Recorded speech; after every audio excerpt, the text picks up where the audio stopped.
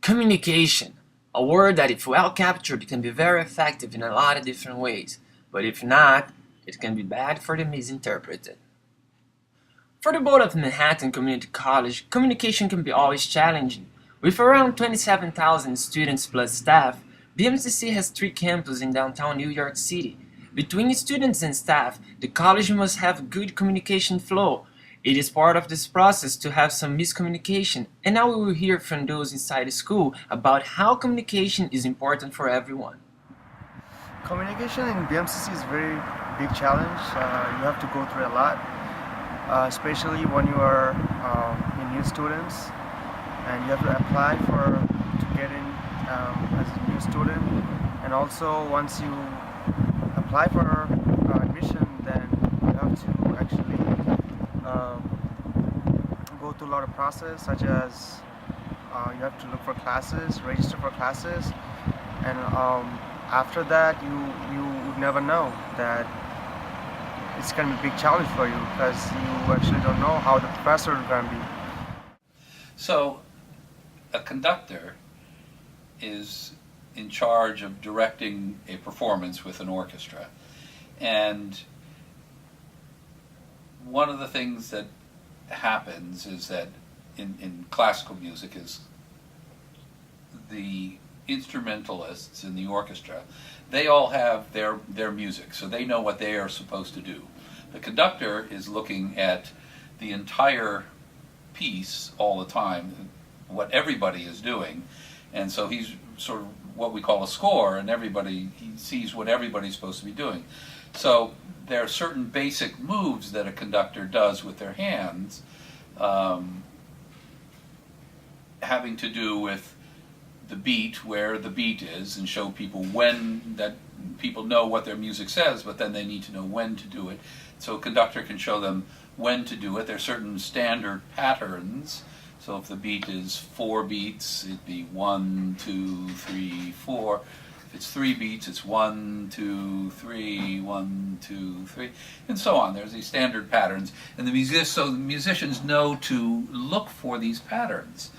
But then on top of that, the conductor needs to be able to show the performers how a certain musical phrase should be played. So if I go like this, that would indicate to the players to play more gently or more smoothly. Whereas if I go like this, the players would play more with more energy and more aggressiveness, you might say. So communication on a film set is extremely important. You can imagine,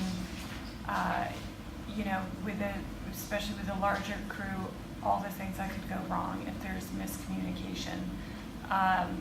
So there's a language that everybody accepts. They're like language and protocols everybody accepts so that everybody's communicating with each other very precisely and clearly. And it's a language you learn as you work in the business more. There's also this person, the assistant director, who is kind of the main communicator on a film set, and that's the person who says clear the set or quiet on the set, and this person who's kind of does the communication between the director and everybody else, and so that person is key.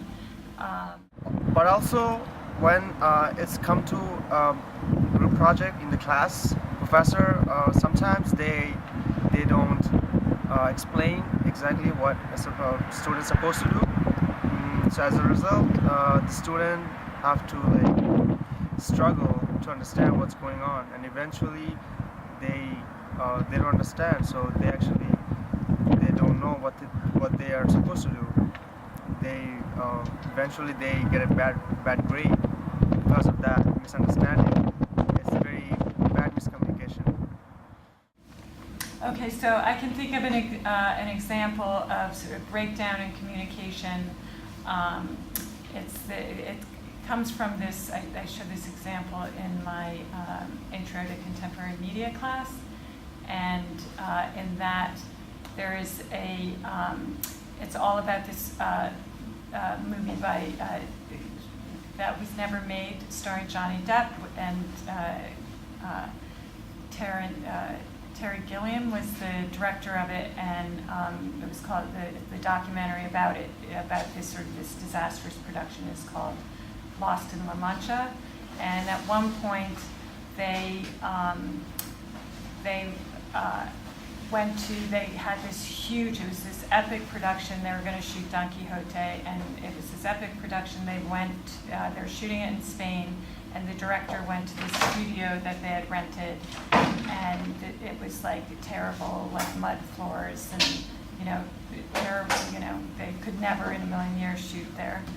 And so that was an example of breakdown in communication between departments. And in film, there's so many departments that they really, it's critical that they all are communicating very effectively with each other. So that was this terrible breakdown, which this contributed to the demise of the film. So I show that as an example of making sure you have good locations and that the departments communicate well with each other. So they got there, and there's like terrible sound and mud floors, and like basically it was like an icky warehouse. You asked about Beethoven. Beethoven, as everybody knows, Beethoven went deaf, and he started going deaf around the time he was 30, and he didn't go immediately totally deaf. He just gradually lost his hearing, and so for the first few years after he was going deaf, he continued to perform. And in those days, there weren't really conductors, and so if Beethoven was doing a new piece of his with an orchestra, he would sort of lead them, but there wasn't a standard kind of conducting style.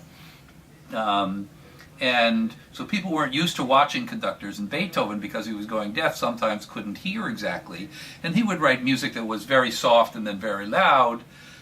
Suddenly, that was his style of composing, and sometimes he would be conducting and he would be lost as far as the musicians were concerned, because he wouldn't be able to tell where they were or what they were playing because he couldn't hear it. And then he would be indicating for them to play very loud, and they would not be there yet, not ready. They still had a bunch of soft music to play, or vice versa. He would be telling them to be soft when they're at the loud part. So that's a standard thing with Beethoven. Another time I was conducting an opera, and one of the lead singers, the title character, soprano, was not vocally at her best. She had a throat problem, a throat infection, and she went on stage and she was singing the part, but we didn't want to overtax her. And at the end of the first act, there was this big scene where everybody is singing, and I didn't, because everybody was singing, I thought, well, she can rest her voice. She doesn't have to sing. She can just move her lips. But I didn't have any way to talk to her because I'm in the middle of conducting an opera, and she was backstage, and then she comes on stage, and so in the middle of the performance, I point at her, and then I go like this as I'm conducting. Now, nobody else in the orchestra noticed, or in the singers, they didn't really notice what I was doing because it wasn't any indication to them. But to her, I was saying, "You shut up," and so she stopped singing. She kept moving her lips because she was a smart kid, and so she did her stuff. But odd things happen in performance, and you just have to deal with what you have to deal with. These were examples of communications and miscommunications in our lives. So when the subject is communication, don't hesitate, pay attention, listen, otherwise you can get to a dead end.